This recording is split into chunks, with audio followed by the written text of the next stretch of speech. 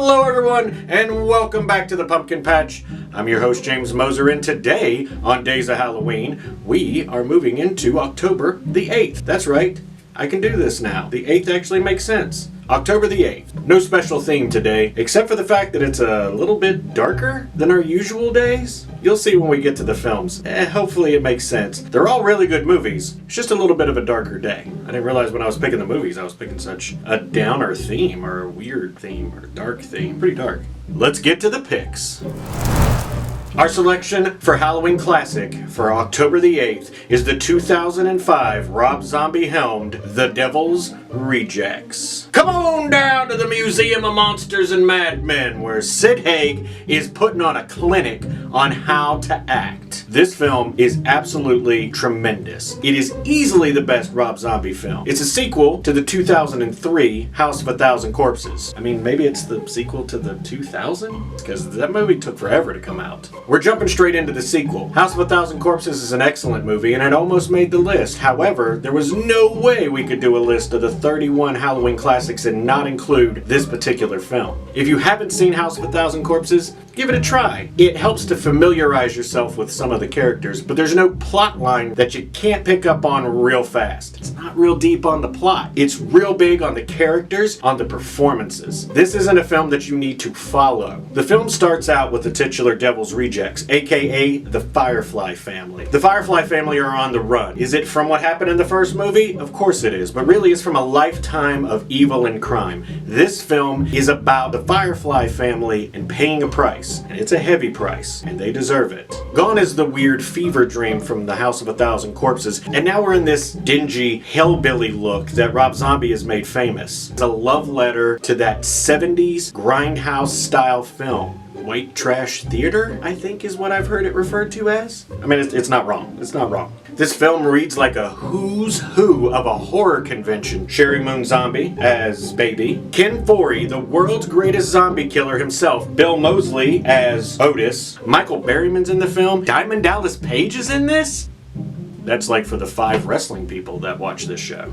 Danny Trejo, E.G. Daly's in the film, and Sid Haig as Captain Spaulding. You don't like clowns, kid? It was the finale. But all of a sudden, Mr. Zombie decided to do another sequel, 3 from Hell. That is not on the list. I haven't seen it yet. I'm waiting to get Shudder. Just like you guys have movies to watch, I have movies to watch. But definitely see Devil's Rejects.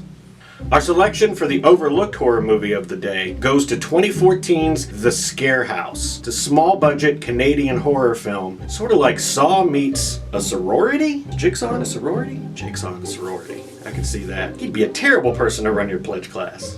The film starts out with our 2 main characters, played by Sarah Booth and Kimberly Sue Murray, as they prepare a haunted house for people to come to. Well, also got a party being planned in the back room shenanigans, and it gets very shenanigan-y. The 2 girls had pledged themselves to a sorority, and now are holding a party for all the sorority members. Years later, that's important. Why aren't they in the sorority now? You're definitely gonna have to watch the movie. It's fantastically shot, excellently performed, and it definitely has this "where's my sequel" feel to it. I was very satisfied having watched it, but at the same time I was wondering, where's my sequel? Come on, Canada! Come on, Scare House! Give me more of this! Don't just leave me hanging like that! I haven't seen anything online that says the Scare House is ever gonna get a sequel, but this movie deserves it, and this movie is amazing. If you haven't heard of it, because you probably haven't, I haven't met anyone that's actually heard of this film. It's fantastic. Give it a try. The Scare House from 2014. Officer Hot from Winona Earp is in the movie.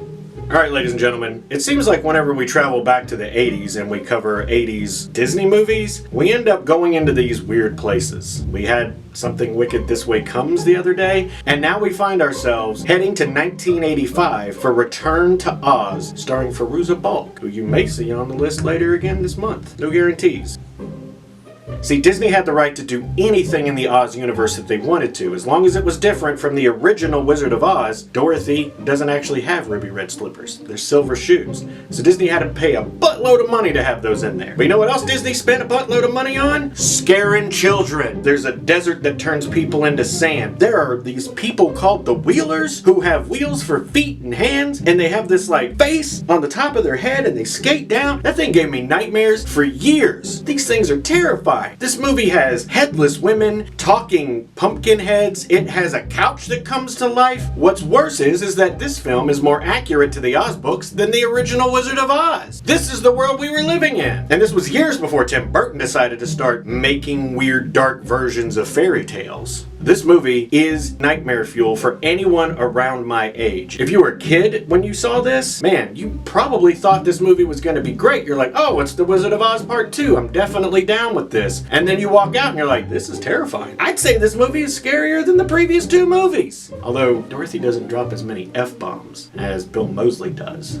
The movie is very excellently made, has fantastic practical effects, has fantastic visual effects. Fairuza Balk is absolutely breathtaking as Dorothy Gale. So our selection for the Halloween in-between movie is Return to Oz. But our recommendation for the Halloween in-between film, you go in not expecting Judy Garland. I mean, that's good advice for everything in life, isn't it? Don't expect Judy Garland. I mean, she's not going to be at Aldi. I don't think she is. And our final selection for October the 8th for the kids' classic Halloween film is the 1977 Halloween is Grinch Night. Or Grinch Night. Or Halloween Grinch Night. The movie's got like 8 actual official titles. The film's also a prequel to the original How the Grinch Stole Christmas, even though it came out many years later. It had been so many years since the original to this one that we lost Boris Karloff to do the voice of the Grinch. We did get Hans Conried, who does the voice of Captain Hook in Disney's Peter Pan. And speaking of Disney, we were lucky enough to get Thurl Ravenscroft back to do some of the songs. This guy from the Haunted Mansion. The plot line of the movie is pretty simple stuff. I mean, it's almost copy and paste to How the Grinch Stole Christmas. Essentially, Halloween, I don't know if you're aware of this, is evidently Grinch Night. And after the sour, sweet wind blows through Whoville, the Grinch comes out to play. So he heads on down to Whoville to start causing his shenaniganery. Shenanigary? Gary Coleman? The Grinch encounters a young Who named Euchariah. No one names their kids Euchariah anymore, right? I mean, unless you're Amish. Are you watching this, Amish people? Do we have an Amish following? Are there any Amish horror movies? Am I in an Amish horror movie? So Euchariah realizes that to save Whoville, he needs to distract and annoy the Grinch all night long. And Euchariah basically just gonna run out that clock. But it's a lot of fun. I read somewhere, I couldn't actually pull the quote up, that Dr. Seuss actually enjoyed this more than How the Grinch Stole Christmas. Don't quote me on that. Also, I don't know what I'm talking about. I'm just an idiot on YouTube. And our selection for the haunt of the day, we are going to Glen Mills, Pennsylvania for Bates Motel. Bates Motel is one of the biggest and best haunted houses in the entire country. Bates Motel is one of the haunts that set trends for haunted houses. You know you're going to be having a good time. Just ask CNN Travel. They chose it as the best haunted house in the country. It's been on top lists from Oprah Magazine, Travel Pulse, TripAdvisor, and Yahoo Finance. Yahoo is back, baby, again, but just the financial area picked them. As always, we recommend that you check the website. It does look like they're going to be open this year. Check them out. They're pretty amazing. And that's it, Pumpkin Patch. We hope you guys enjoyed your 4 movies and your 1 haunted house for October the 8th. Sorry it was a little bit darker, but I promise you, tomorrow's gonna be a little bit different. But we'll see you guys tomorrow. So if you don't mind, go down there and click or treat. That's when you like, share, subscribe, and ring that notification bell. Stalk us on all the social media sites, and comment down below. Did you guys watch Return to Oz? Have you guys seen this? There's some crazy stuff going on down there. Also, you a big fan of The Devil's Rejects? Have you seen the new movie? Was it a little too weird? Trust me, it's gonna get a little weird. It's gonna get pretty spooky here. So I hope you guys enjoyed. And of course, as always, thank you for riding with the Fall Horsemen, where Halloween lives and fall is forever. I don't have a cute ending today. I try to do something stupid at the end of all my videos and I just can't really. Ugh.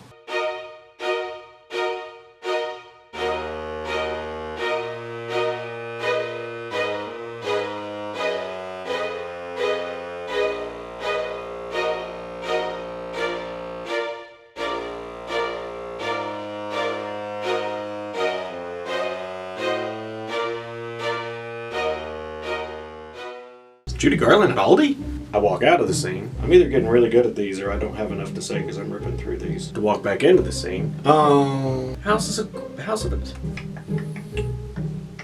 For full disclosure, any October the... Well, there went that speed. To Frank... I keep forgetting the release date. It's literally right here on my notes. For the... Gotta get their names right. I was waiting for October to watch it. From when I know... Oh, it's the wrong release date! Townsend's House of Court. How? In... who? You may be watching... Bates Motel. Just wall, I can just cut that out. I'm saying it right, it just sounds really wrong. Randa Bates! Euchariah. I think we've clearly defined the fact that I'm a complete idiot.